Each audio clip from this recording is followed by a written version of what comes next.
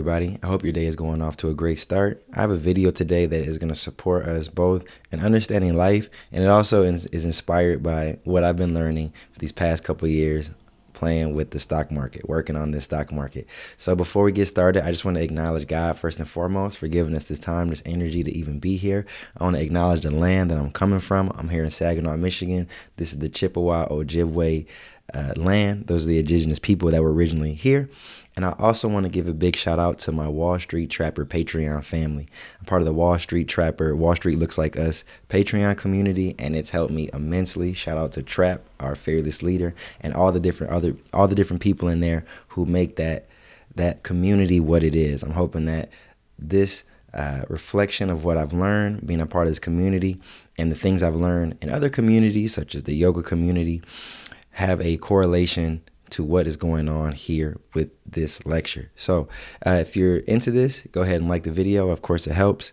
And yeah, biggest thing is I just want people to get something out of it. All right. So again, my intention is for us to look at aspects of the stock market and see how they directly correlate to our life. So today, what we're going to be looking at is support and resistance. So again, this is bigger than just the charts itself, but this is understanding support and resistance, both in a stock market mindset, but how it may apply to your real life situation. Okay. So first of all, let's just define what support is. Support is a level where the stock can go at its lowest, but it's refusing to go any lower. So essentially, when you have a support in a stock, what it's saying is, this is how low I will go for now. So the stock might fall, but it's not going to fall any lower than this level of support. So that's what support looks like in the stock market. Resistance is the exact opposite. It shows you where the stock is at its highest, but it's not willing to go any higher. So essentially, this is the market saying this is as high as I'll go for now. So stocks have a price, they have a value, and everything falls within support and resistance at any given time. Support will be, hey, this is as low as I'll go, I won't go any lower. But then also resistance. This is as high as I go, and I won't go any higher yet. Things change all the time, but in life, there's a range in which we are operating in that is much like the stock market.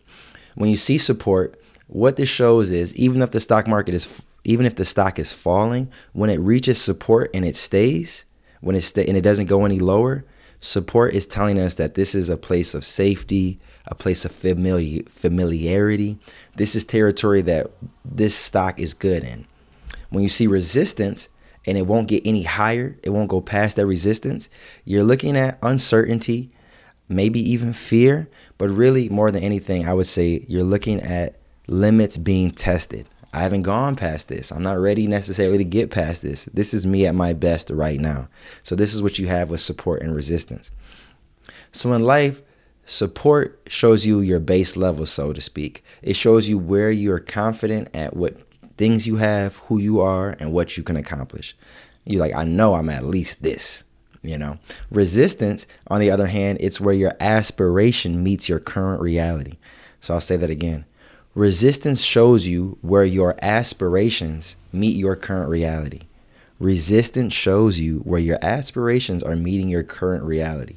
Maybe you have hopes, dreams to get to this level, and then you also have to actually live it. And that's where the battle comes. I think I can get here, and this is me pushing to get there.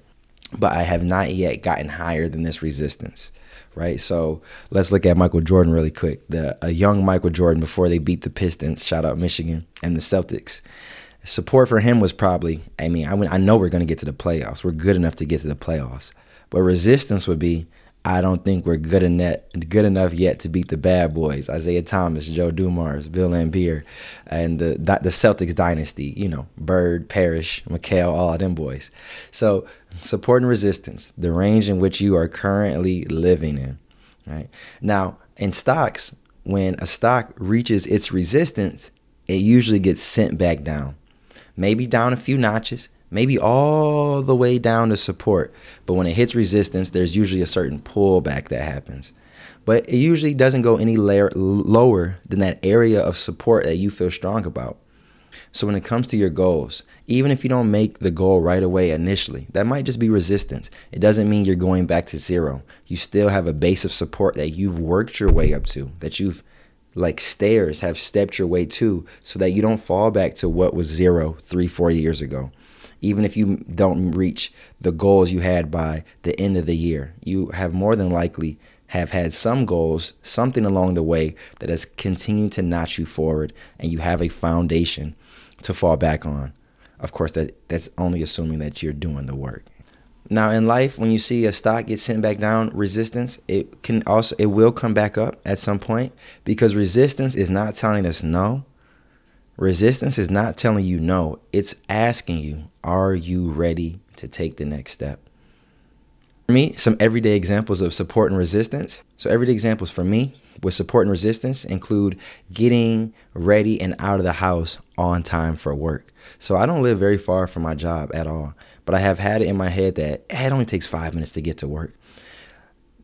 This started to dwindle to the point where I am rushing and I'm almost late for work, even though it's just down the street, because I have some type of resistance to time. Now I know that if I just left my house 10 minutes early, that I'd be able to get into work, get settled, and it would be a whole different experience to start my day. But for some reason, no matter how early I wake up, no matter how free my morning is, I find a way to fill it up with things to the point where I'm late to leave the house. Nothing's going to change about this pattern until I make a drastic change in myself and just decide, hey, when you see this certain number on the clock, let's say it's, what time I gotta go to work? Let's see, when you see it's 7:55, stop doing your podcast, stop doing push-ups, stop meditating, stop making smoothies. You need to be out the house right now. I need to have a stronger barrier, because at 7:55, I'm still like, I can leave the house like 8 and still get there on time. Next thing I know, it's 8:05 and I'm, you know what I'm saying, pushing it. So I have to somehow in my own head get into a new level of understanding about where I need to go and what time I need to be, because a lot of this isn't even external. When it comes to support and resistance, much like the stock market, it's psychological. And, you know, we have to be willing to get somewhere in order to get somewhere.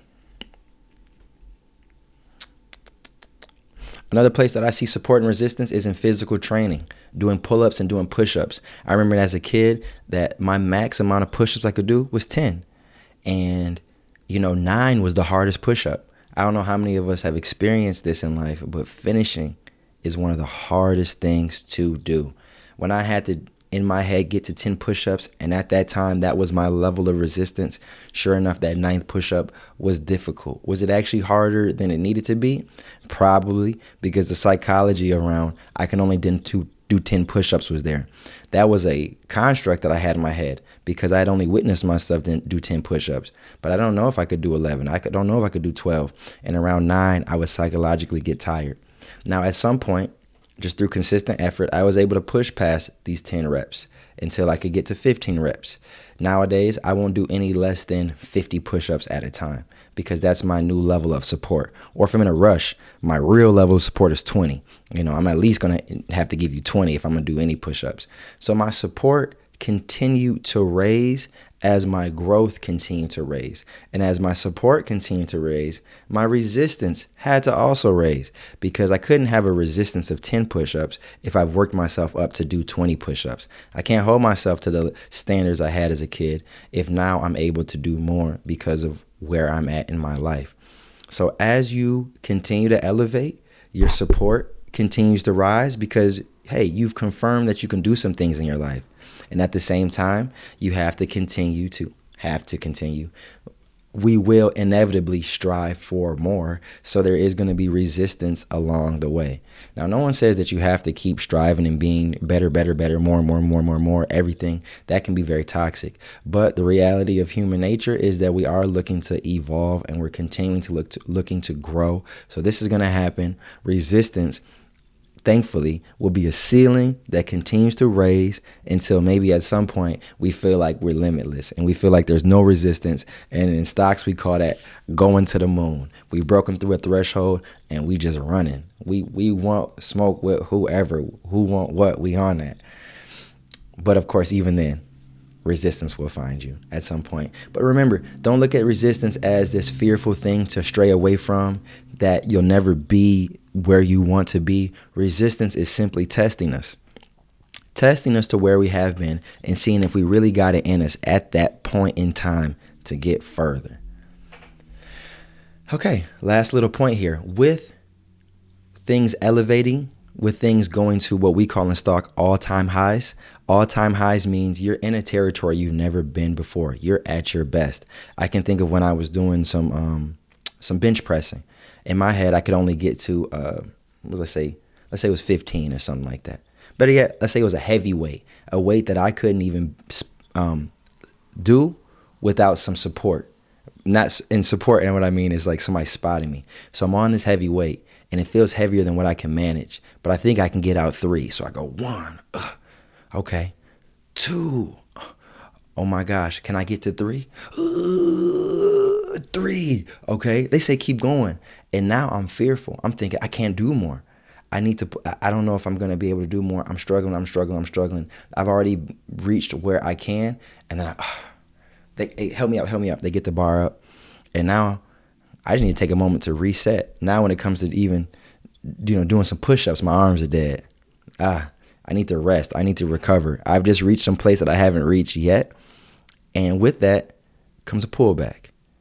I'll give you another example. With my lady at the time, things were going really well. We both were in growth in relationships. We were both showing up in relationships in ways we hadn't been able to yet in the past. And there was a lot of healing going on, I guess, on both sides, you could say. Well, we reached all-time highs. Things were going great. And then all of a sudden, it seemed like self-sabotage kicked in. Cold feet kicked in. Worries about not having been in this territory started to kick in. And we had a rough week. We went from having no issues to having a whole week that was rough. Being in the stock market, being tapped in with my Patreon fam, being able to see what's going on in my account, my portfolio. This reminded me, we're at all-time highs and there needed to be a healthy pullback. Rather than throw away the relationship, rather than sell the stock, we pushed through. We figured out a way to talk. We made it better, and we were better for it on the other end. We were able to work out where there was resistance to this new level we were at, and it actually shot us up to even higher levels because we had a good foundation. We're not together anymore, but I learned a lot in that process, just as I learned in the stock market, and that's for another video, but sometimes you do got to sell a stock. But more than likely, if things are going well for you, if things are going to the moon and there's a sharp pullback, there's a regression in your life. Maybe you've been doing so well. Maybe you've had some recovery for some addiction. Maybe you've had some spending habits that you've gotten better on. Maybe you've been able to leave certain toxic relationships alone. But maybe you regressed just a little bit. Maybe you find yourself taking a few steps backwards. Rather than get discouraged or letting yourself spiral, this is a great moment to remember, what is my support level? I have been doing really good. I have been able to put myself in a good space. But habits are hard to break, and I'm regressing just a little bit. But even in my regression, I'm not letting myself fall to where I was previously. I'm seeing there's a regression, and then I'm course correcting because I've been in this consistent way, moving in this consistent way, and I'm continuing to see myself reach higher heights because I am a blue chip foundational stock. That's what you should believe. That's what I want us all to believe, that we are a stock with a good portfolio, good balance sheets, and we are providing a service to the world, namely even ourselves, that feels authentic and genuine. So, and that's exactly why I made this video right here, because I spend so much time looking at my portfolio, trying to understand where I am in this financial world that we're in, doing my best to not let it consume my entire sense of identity or worth, but also noticing that it gives me life reflections on other things that I have going on in my life. I firmly believe that if you're passionate about something, if you dive into that passion with enough enthusiasm, you'll start to see the meaning of life as it shows up in other places of your life.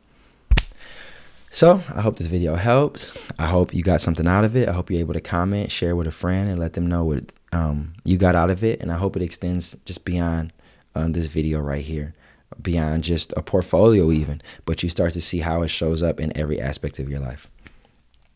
Lord God, I want to thank you for this time, this energy, for this platform, for this voice, for whoever is listening to this, knowing they could be consuming anything. I'm glad that what is being shared here is coming from an authentic place. quoting the verse, "Be ye transformed by the renewing of your mind," Romans 12. I continue to encourage everybody to move in abundance.